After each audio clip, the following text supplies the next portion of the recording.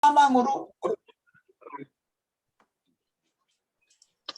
우리는 그래서 이제 지난번에 내가 계시록 강의를 할 때 어떤 사람들은 그 이름이 흙에 기록이 된다 그랬고 어떤 사람들은 하늘에 기록된 장자들이 교회에 들어가는 것이 대비되고 있다. 성경에는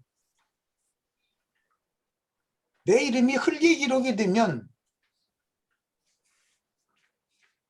그것은 이기는 자가 아니잖아요. 내 이름이 하늘에 기록이 돼야지. 하늘에 기록이 되는 건 예수의 영안에 기록되는 것이고 흙에 기록이 되는 것은 저주받은 아담의 마음에 그대로 있다 남아있다 그 말이란 말이에요. 이것은 이제 양편에서 인치는 얘기까지 가는 계시록의 13장에 가면 양쪽에서 인을 치는 거예요. 공신토록 흙을 먹는 뱀은 자기 것을 자기가 잡아먹을 것을 흙의 이름이 기록된 자는 다 뱀 것이잖아요. 하늘의 이름이 기록된 자들은 주님의 것이란 말이야. 이것을 잘 생각을 꼭 해보시기를 바라요. 이만큼 중요한 거 성경을 아는 지식이라는 건.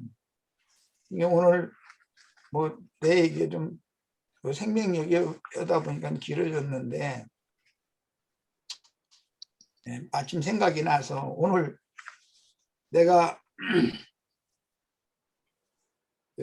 속세의 무슨 TV KBS에서 문학관인가 뭔가 거기 이제 극화해서 했던 그 여러 가지가 있더만 그 중에서 내가 이제 어릴 때 읽었던 책 생각이 얼핏 이상하게 이제 꼴도록에 이거 그 생각을 하면서 생명이라는 것을 꼴도록에 생각을 했어요. 그런데 얼핏 그게 툭 스치길래 그 인터넷에 들어가서 내가 그 어릴 때 그 메밀꽃 필 무렵인가 뭐 그걸 내가 아주 인상 깊게 읽었었거든요. 근데 뭔 뜻인지 몰랐고 그냥 뭐 어린 나이였으니까 임계사 읽어보니 그게 생각이 나서 그 극화가 됐길래 그걸 다 봤어요. 그랬더니 하나님이 생명의 주님이 사람이 알 수 없는 너무 기묘한 방법으로 생명의 대를 이렇게 이어가게 하는 거. 예, 그거 곁들여서 이것은 뭐 종교적으로 자면 불가의 이야기로 이게 기록이 된 이야기인데 그 저승세라는 그것도 책에 나온 책이 단편문학 한국 그 단편문학에 나오는 내용이잖아요. 그 나 어릴 때 읽었어요 그 책. 그런데 그게 뭔 소리인지 전혀 이해를 못하고 읽었어요. 그랬는데 어찌 됐든 간에 생명의 계보가 끊어지질 않고 그 노승의 아들이 사실은 죽었어요. 노승이 사랑하던 여자가 낳은 아들이죠. 그는 죽었지만 한 점 혈육을 남겨놓고 죽었는데 그게 노승의 손자죠. 그런데 그게 노승의 손자거든. 저희 할아버지 손에 절에서 기른 얘기잖아요. 야국절 끝에 이렇게 뱅뱅뱅뱅뱅 돌아가지고 생명의 계보로 흘러가게 하는 이것을 오늘 그 생명을 홀리 생각하다가 그것이 툭툭 떠오르게 인터넷에 내가 그걸 쳐본 거예요. 그랬더니 이제 오늘자 내가 그 의미를 확실히 알았어. 어릴 때 책 읽을 때 이게 뭔 소리인지 모르고 그냥 읽었는데 그게 이상하게 스쳤어요. 오늘 이런 거예요. 성경은 모두 생명을 다뤄요. 우리는 셈족이기 때문에 그런 어떤 인간의 두뇌에서 나오는 문학 소설책 그거 하찮게 여기면 안 돼요. 우리는 우리의 민족 정기가 있기 때문에 그리고 중간에 이 불교를 유입해서 받아들였기 때문에 그 불교에 접목시켜서 그런 얘기를 한 거예요. 그렇게 설명한 거예요. 그런데 그런 모든 내용이 알고 보면 성경 이야기다 이거예요. 이게. 불가에서는 사람이 고행을 하고 사랑하던 사람과 그렇게 아프게 헤어졌고, 그랬는데도 이상하게 한 번 딱 만났는데 생명의 대를 잇게 만들고, 이 하나님이나 이 일을 하시지 누가 이 일을 할 거냐 이 말이야. 그러니까 우리 형제 자매님들은 하늘이 정해 주신 배필에 대해서 소홀히 생각하시면 안 돼요. 어느 때 누가 사랑하게 되고, 이것이 내가 그냥 그 여자가 좋았고 그 여성은 나를 좋아했고 그런 것 같으죠. 그렇지 않아요. 이거는 생명의 주님께서 그렇게 하게 하시는 거예요. 이 세상에는 지구상의 66억 인구 중에 반은 남자고 반은 여자인데 자기 배필은 딱 한 사람이잖아요. 33억 중에 한 사람을, 이게 얼마나 놀라운 일인지를 알아야 돼요. 그 배필을 만나지 못하면 그 자녀가 생겨나지 않아요. 그 자녀가 생겨나지 않으면 그 손자 손녀가 생겨나지 않아요.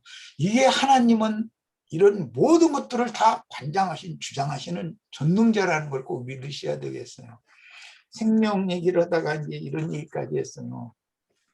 우리는 가히 상상도 할 수 없고 짐작도 할 수 없지만, 내가 어떤 부모 밑에서 태어나서 어떤 과정을 거쳐서 자라고 어떤 배필을 만나서 어떤 자식을 낳고 그 다음에 후손으로 어떤 손자 손녀를 얻게 하시고, 이런 것이 이게 얼마나 비밀스러운 일인지를 깊이 꼭 깨달으시기를 바라요. 하나님은 생명의 주인이시고 절대자이셔요. 이것이 성경 이야기예요. 우리는 이제 셈의 후손이기 때문에 중간에 이 불교가 들어와서 그렇게 불교에 접목시켜가지고 그렇게 표현을 했을지라도 사실은 다 알고 보면 성경 이야기단 말이에요. 그게 생명이신 그리스도와 나와의 관계를 지금 말하는 것이란 말이에요. 오늘 이런 질문도 그런 관점에서 꼭 보시기를 바라요. 이 성경이라는 건 구속사를 다루는 거예요. 처음부터 끝까지. 구속사라는 건 생명의 계보를 끊어지지 않게 하고 이어주는 전능하신 하나님과 나와의 관계잖아요. 다 오늘 이 시간을 통해서도 우리가 생명이신 그리스도께로 돌아가는 그런 축복이 임하는 시간이 되기를 바랍니다. 마칩니다. 제가 형제님 말씀 들으면서 생각나는 게 있어서 이제 좀 보면, 우리가 제가 몇 번 말씀드렸던 것 같아요. 마태복음 24장을 한번 보면은요, 마태복음 24장 28절에 보면 죽음 있는 곳에 독수리가 모일 것이니라 라는 말씀이 나와요. 마태복음 24장 28절입니다. 근데 이 구절이 똑같은 구절이 누가복음 17장 37절에 가면 똑같이 나오는데 정반대 개념이에요, 이게. 그러니까 여기에 독수리가 등장을, 똑같이 죽음 앞에 독수리가 등장하는데, 이 죽음이라는 말도 우리 번역은 똑같이 죽음이라고 되어 있지만은 이거를 헬라어를 찾아보면 전혀 달라요. 지금 마태복음 24장 28절의 죽음이라는 것은 진짜 우리 죽은 시체를 말해요. 죽은 시체를 말하는데, 그거를 여기에 독수리는 뭐냐면 그 시체를 뜯어먹기 위해서 온 거예요. 온 건데, 누가복음 17장 37절에는 그 독수리가 모일 것이라 할 때 이 모인다라는 말이 어디란 말이냐 하면 해당이라는 뜻이에요. 시나고게 해당이라는 뜻이고, 누가복음 17장 37절에는 거기에 죽음이 있는데, 이 죽음은 헬라어로 보면 그거예요. 소마예요. 소마. 우리 몸. 네? 그러니까 여기는 하나님의 어떤 선의에 의해서 죽은 죽음. 그러니까 충성되게 행해서 그런 죽음이 있을 수도 있고, 영적으로는 옛사람이 죽는 어떤 그런 죽음의 어떤 상징일 수도 있죠. 그런 죽음이 있는 곳에 독수리가 모인다고 할 때 이 모인 독수리는 우리 그 성경에 보면 독수리가 나쁜 의미로도 해석되지만 좋은 의미로 해석될 때 하나님의 어떤 구속받은 어떤 영혼을 이렇게 하나님의 어떤 그런 근속으로 이렇게 업어갈 때 그때 쓰일 때 쓰이는 어떤 그런 독수리거든요. 그리고 여기 독수리가 모인이라 할 때 이 모이다는 뜻도 에핏이라고 해요. 그러니까 일반 해당이 아니고 에피라면은 그 이라는 뜻이고 우리 그 하늘에 있는 장작교회 이렇게 이야기하잖아요.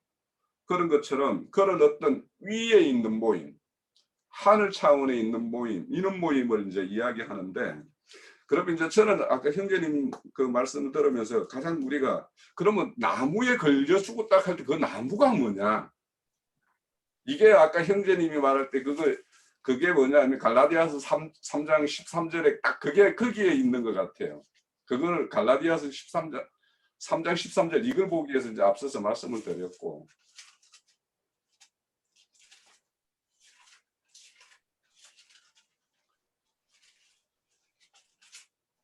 거기에 그러면은 여기 예수님 이 땅에 오셔가지고 나무에 달려서 저주를 받았는데, 주님이 죽은 거는 뭐에 달려 죽었어요? 실질적으로 율법에 달려 죽었잖아요. 그죠? 그래서 여기에 보면 그리스도께서 우리를 위하여 저주를 받은 바 대사 율법의 저주에서 우리를 속량하셨나니라 이렇게 이야기해요. 그러니까 우리가 실질적으로 예전에는 다 율법에 걸려서 다 죽은 자였다라는 거죠. 그러니까 그 율법에 걸려서 죽은 자였는데 우리를 거기에서 내려서 복음의 세계로 집어넣고 주님은 율법의 모든 죄를 짊어지고 이렇게 돌아가셨다라는 거죠. 그래서 여기에서 우리가 그 나무에 달려 죽었다라고 할 때 그 나무가 뭐냐? 율법에 달려서 이렇게 죽었다라는 것이 주님도 율법을 걸어서 주님을 죽으셨고 우리도 옛사람이 율법에 걸려서 죽지 않으면 거기에서 해방받지 못하거든요. 아까 뭐 로마서 우리 형제님 이야기하던데 8장 로마서 7장 6절을 한번 볼게요. 로마서 7장 6절.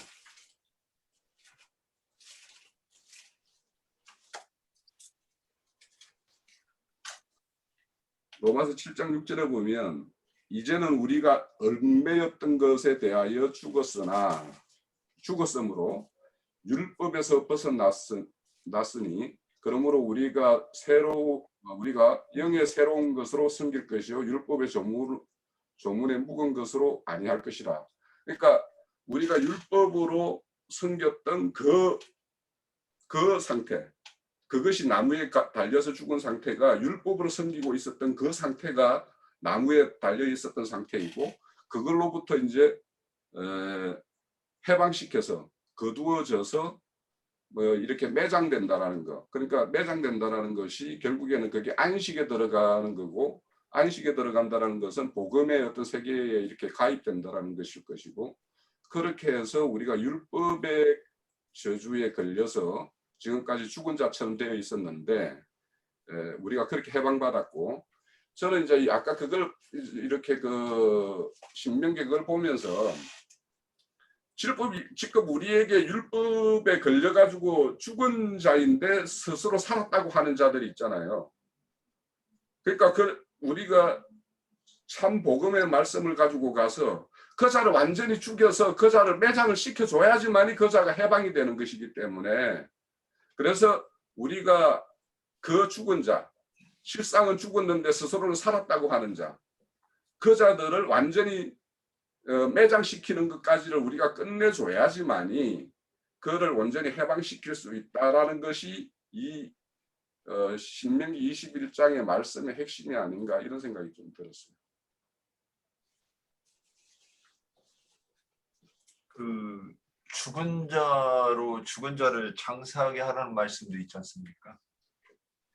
그러면 여기서 지금 이 말씀을 이렇게 말씀 나누다가 보면 그러면 우리한테 적용할 때는 여기서 이제 종교 생활을 하다가 율법을 범했다고 이 죽은 사람이 여기에 이 진리의 말씀을 듣고 이제는 죽는 것을 빗대어서 얘기하시는 이 말씀이 그 말씀이라고 이렇게 그인가 보다 그랬고, 그러면 죽은 자로 장사한다 그 얘기는 이제 진리의 말씀을 만나지 못하고 또는 거부하다가 이 죽은 자를 이제 일 것이고, 제가 얼마 전에 한번 그러잖아요. 이거 질문 한번 드리려고 했었어요. 제가 이제 이렇게 이 금기름 붓는 줄 와서 이렇게 말씀을 듣는데 막 진멸에 대해서 얘기하고 이렇게 쭉 이렇게 강의를 하시는데 이제 나중에 이런 생각이 드는 거예요. 제가 못 들었는지 뭐 듣고도 몰랐는지는 모르겠는데, 이 대적하다가 죽은 사람도 부활을 한다는 것인가 아닌가 지금 계속 이렇게 지금 이제 언제 그 말 나오나 하고 이제 이렇게 기웃거리고 있었어요. 그러면 오늘 보니까 목을 끊어가지고 다윗이 골리앗을 죽였을 때 목을 끊었는데, 그러면 이제 오늘 보니까 이들을 장례를 치러주지 않고 그냥 들판에 버려서 다 짐승의 먹이가 되게 해주었겠네. 이들은 부활이 없네. 제가 그러지 않아도 이 부분에 대해서 그럼 저기 여호수아가 5왕을 죽여서 굴에 묻히는 거 하는 거는 이 다시 부활할 수 있는 소망이 있도록 그렇게 했다는 것이. 근데 그들은 왜 무덤에 장례를 치러줬죠? 그들도 대적하고 있다가 죽었는데 이 앞뒤가 뭔가 좀 모순이 되는 거 아닌가? 할려봤습니다. 이거 저게 뭘 풀이 있네. 여기 육으로 난 자라는 말이 있어요. 성경에. 육으로 난 것은 뭐라고요? 육이요. 육이요. 아래에서 난 자라고 그러고 여자가 난 자라 그래요. 육으로 난 자. 그다음에 그 영으로 난 자는 뭐예요? 영이요. 영이고, 위에서 난 자이고 하늘 아버지께로부터 난 자, 여자가 난 자가 아니고, 이게 다 대비되는 용어들이에요. 성경에. 이거 전부 생명과 사망을 다루는 얘기들이에요. 예를 잠깐 들을게요. 누가 어떤 사유로 내가 어떤 가정에 어떤 아버지를 통해서 어떤 어머니를 통해서 어떤 가정에 태어나서 그렇게 자라고 싶어서 그렇게 내 맘대로 된 것이 아니에요. 난 몰라요. 그럼 그 모든 배열을 누가 했는가? 생명이신 주님이 하시는 거예요. 누구는 마땅히 죽어야 되는데 살아있어요. 마땅히 죽어야 되는데. 아버지가 누군지도 모르고, 예를 들어서 어머니가 누군지도 모를 수도 있어요. 그런데도 엄연히 살아있어요. 살아서 또 해피를 만나서 후손을 또 이어갈 수 있어요. 모르는 거예요, 이거는. 그런데 아버지 어머니도 모르는 자라는 것은 아버지 어머니가 아닌 누구의 손에 의해서 자랐다는 뜻이잖아요.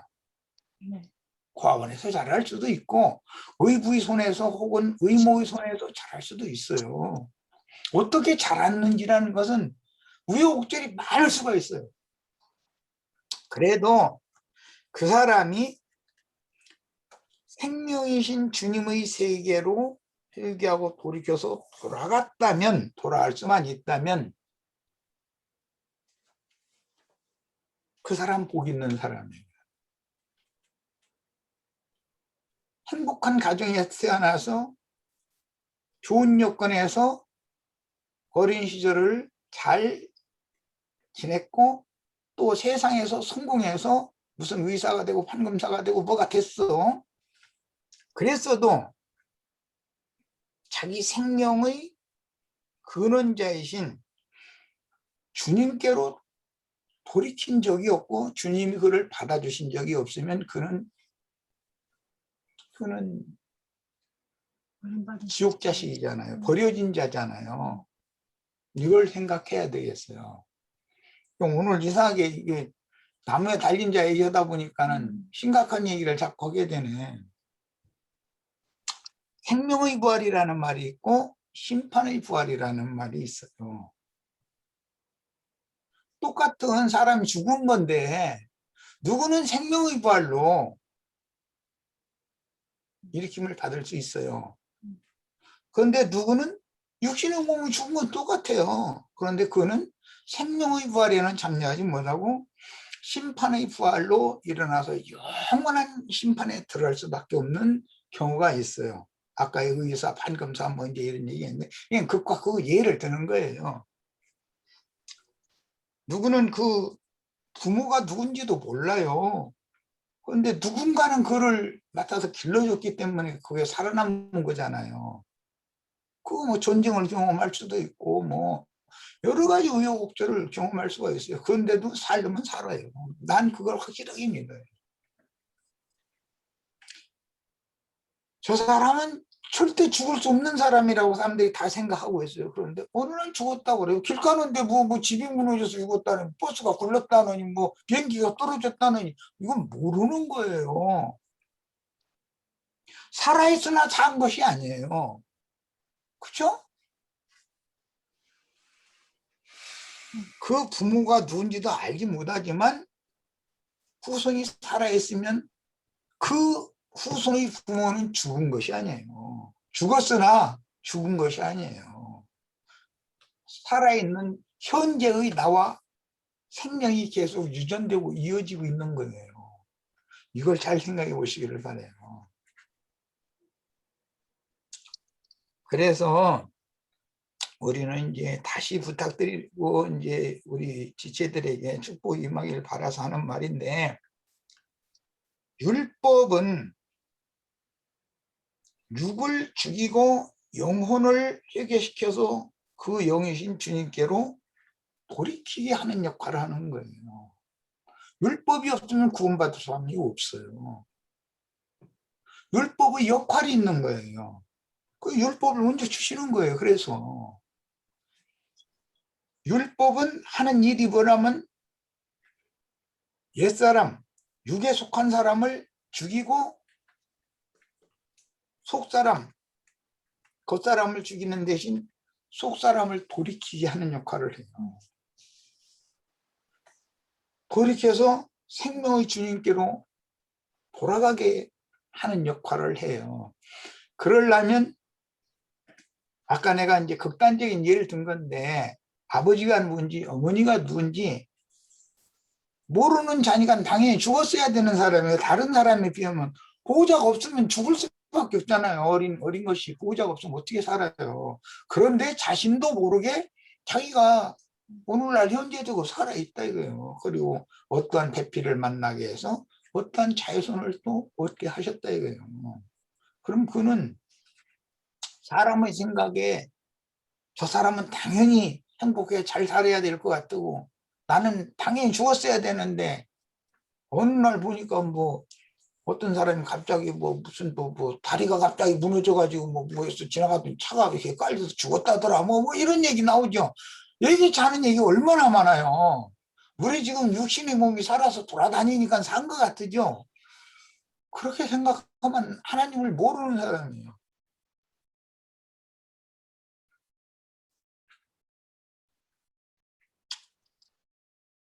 내가 살았다고 장담할 수 없어요. 내가 살았다고 확신하는 것은 생명이신 주님이 나를 용납하시고 받아주셨다는 거. 그것 때문에 살았다고 하는 거예요. 육의 몸이 뭐 의사고 판검사고 뭐 이렇게 하면 잘 산다 뭐 먹고 살려고 뭐 직장 생활하고 난 그래서 먹고 살려고 뭐 한다고 그런 소리 하지 말라고 내가 자꾸 그러잖아요. 그 육신의 얘기다 이거예요. 영원한 것을 알아야 돼요. 영생이신 하나님, 예수 그리스도, 생명이신 그리스도. 신약 성경에 왜 그런 용어가 나오겠냔 말이에요. 오늘 우리도 이런 시간을 통해서 누구는 생명이신 그리스도께로 돌아가지 못하는가. 나무에 달렸는데 그냥 죽어서 공중의 부정한 새들이 밥으로 준다든지 포악한 들짐승의 밥으로 줘버리면 그 영혼은 소생될 가망이 전혀 없는 사람을 상징해. 샘족은 그것을 가장 두려워했어요. 제일 무서워하는 거예요. 그게. 뭐 우리 형제 자매님들도 성경의 이런 의도를 정말로 명확하게 깨달아 가지고 영생이라든지 생명이라든지 사망이라든지 이런 용어에 대해서 정말로 깊이 생각해 보고 성경을 그런 관점으로 꼭 읽으시기를 바라요. 룻기 같은 데 읽어보면 너무 기막힌 얘기가 많이 나오잖아요. 엘리멜렉이 대가 끊어지게 생겼어요. 두 아들 다 죽어버렸어요. 그런데 며느리를 통해서 히브리인을 다시 해피를 다시 만나게 며느리가 근족을 만나서 혼인을 해가지고 낳은 아들을 통해서 대를 이어가게 해주잖아요. 이게 무슨 얘기예요? 지금 내가 하는 얘기가 이 얘기예요. 사실은 내가 기독교인들이 뭐 무슨 말씀 가르치는 사람은 불가이하기 이런 걸 막 올려놨나. 예, 차이가 있습니다. 난 다 알아요. 불가에서는 사람이 이게 돌을 닦고 막 뭐 하고 해서 뭐 깨닫는 득도를 한다고 그러는데 그걸 스스로 깨닫는 것을 찾아가는 것을 가르쳐요. 그러나 성경은 예수님이 모든 죄를 대속해 주셨다는 걸 가르쳐줘요. 내가 스스로 뭐가 이루는 것을 가르치는 게 아니에요. 그건 종교예요. 구원의 법도라고 하는 것은 사람은 그걸 할 수가 없기 때문에 하나님이 친히 이것을 다 이루셨다. 이 사실을 네가 마음에 믿어야 된다. 이거예요. 이게 작은 말이 아닌 거예요.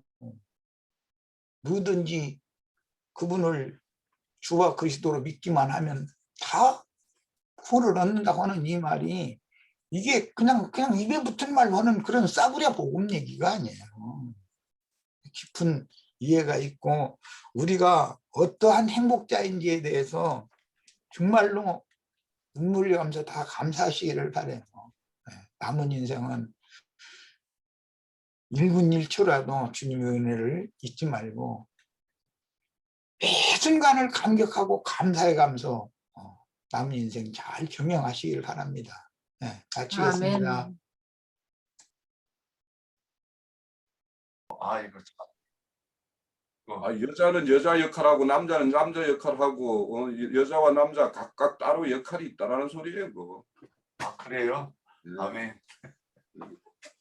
그러니까 무슨 그게 여목사 제도 같은 거에 그런 것들이 성립 안 되는 것이 그런 그 구절에 어떤 적용되는 말씀입니다.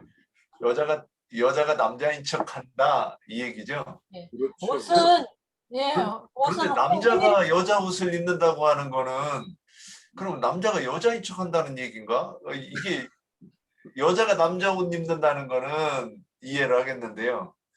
남자가 여자 옷 입는다는 건 뭐예요? 씨를 가졌고 씨가 여물면 동사를 당연히 져야 되는 거예요. 네. 엄마 품에 매달려 있으면 안 돼요. 아, 잠깐. 그리고 남자 옷을 입는다는 거는 남자 행위를 한다는 거지. 남자 노릇 한다는 거지. 남자인 척하는 거지. 왜 옷은 행위를 말하니까. 그러니까 애가 어른인 척하고 그 얘기네. 시 있는 치하고 뭐 이런 거지. 예, 며느리가 시어머니 이 머리채 잡는 거 그러고. 똑같고. 아, 여자는 머리 사상을 가지면 안 되잖아요. 남자가 머리지. 예수 네, 그리스도가 하늘이 정한 대로 하는 거예요. 이게 질서를 지켜라 이 얘기죠. 예. 여자가 목사 되면 안 된다는 얘기고. 아멘이에요. 여자는 여자다워야죠. 예. 자, 그러면 이제 또 간단하게 궁금한 거 있으면 적어놓은 거 있으면 빨리빨리 해봐요. 단답형으로 그냥 하게.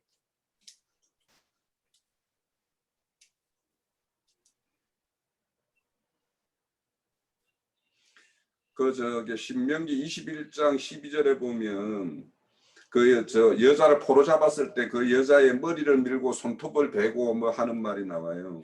그리고 포로의 옷을 벗기고 하는 거. 그런 것들이 그 이제 완전히 그 포로가 되었으면 이제 예전에 포로였다가 누구에 속하였다가 누구에게 이제 포로가 됐으면 신분이 전환이 돼야 되는데, 그러면 옛날에 어떤 신을 섬겼었으면 이제 새로운 사람이 어떤 포로가 되었다라면 그 애신과의 이별을 해야 되기 때문에 머리를 밀으라는 것이고, 그 손톱을 깎는다라는 것은 애 방식으로 살았던 어떤 모든 것들을 다 청산하고 이제 새롭게 산다라는 뜻이라는 거. 제가 메모가 돼 있어서 내가 읽어드립니다. 제 성경책에. 제가 예전에 성경을 좀 이 신명기는 내가 탐독을 한번 했어요. 그래가지고 제가 그 여백 성경을 보는데 여백에다가 내가 이렇게 메모를 해놨길래 혹 그 말씀을 이렇게 보면서 이 손톱 미는 게 뭐야 뭐 이럴까 봐서 이제 말씀을 드립니다. 그리고 22장에 보면은 여기 보면 우리가 얼마 전에 출애굽기 23장에서 보면은 원수의 소와 양이 길을 잃었거든 이렇게 되어 있었잖아요. 미워하는 자의 뭐 나귀와 뭡니까 말이 뭐 이렇게 길을 잃었거든 쓰러져 있거든 뭐 이렇게 되어 있는데 여기 보면 22장에 보면은 형제로 나와 있어요. 이게 전환이 되어 있거든요. 이게 왜 전환이 되었을까를 생각을 좀 해봐야 되는데, 신명기는 기본적으로는 뭐냐면 가나안 땅 들어가서 살 거에 대한 이야기를 하고 있어요. 지금 이 두 번째 성경은.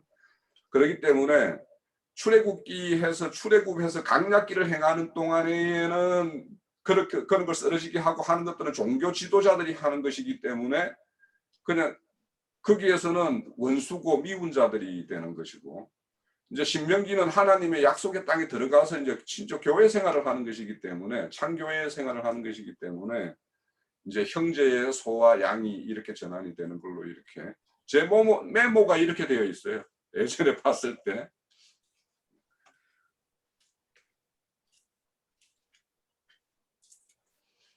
우리 지체들 신명기 강의에서 굉장히 4권이든가 5권이든가 했죠. 그래도 시간 들여서 이럴 때 지금 이렇게 꼼짝달싹도 못하게 할 때 볼 책이 얼마나 많아요. 교회에서는 그런 걸 다 책을 해서 발간을 해서 해줬는데 한 번씩 훑어보셔요.